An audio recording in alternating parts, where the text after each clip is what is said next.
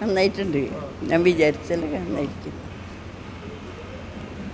നല്ലൊരു വേഷം ഞാൻ ചെയ്തിട്ടുണ്ട്. അമ്മൂമ്മയുടെ നല്ലതല്ലേ വയസ്സങ്കലത്ത്. ഞാനേ മുത്തശ്ശിയാ. എനിക്ക് പേരക്കുട്ടികളും കുട്ടികളും ഒക്കെ ഉണ്ട്.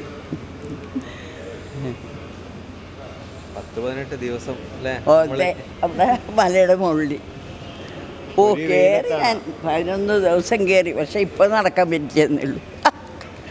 അന്ന് കയ്യും കാലും പിടിച്ചിട്ട് തന്നെയാണ് ഞങ്ങൾ അങ്ങോട്ടേക്ക് കൊണ്ടുപോയത്. ഇത്ര മലയുടെ മുകളിലേക്ക് കയറി സെറ്റ് ഇട്ടത്. ഷൂട്ടിങ് ബുദ്ധിമുട്ടില്ല, പക്ഷെ മലയുടെ മുകളിൽ കയറുന്ന കുറച്ച് ബുദ്ധിമുട്ടായിരുന്നു.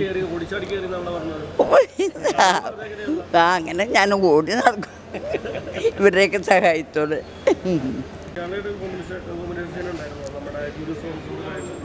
അതാരാ?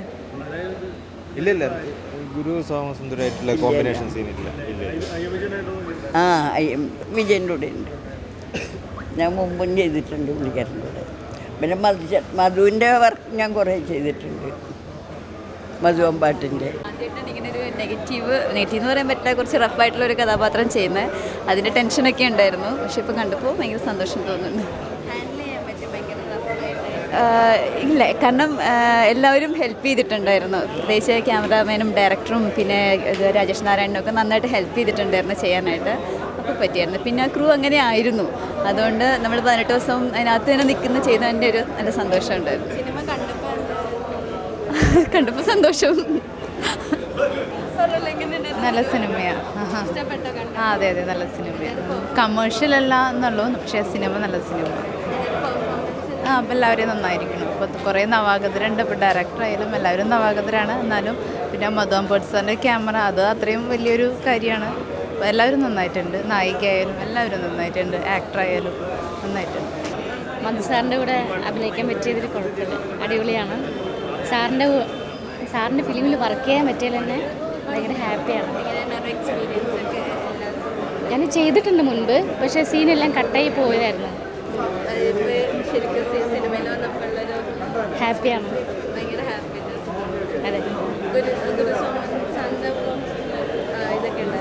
ആ, സുന്ദർ പാണ്ഡ്യ സാറിൻ്റെ വൈഫായിട്ട് കുഴപ്പമില്ല, നല്ല എക്സ്പീരിയൻസ് ആയിരുന്നു.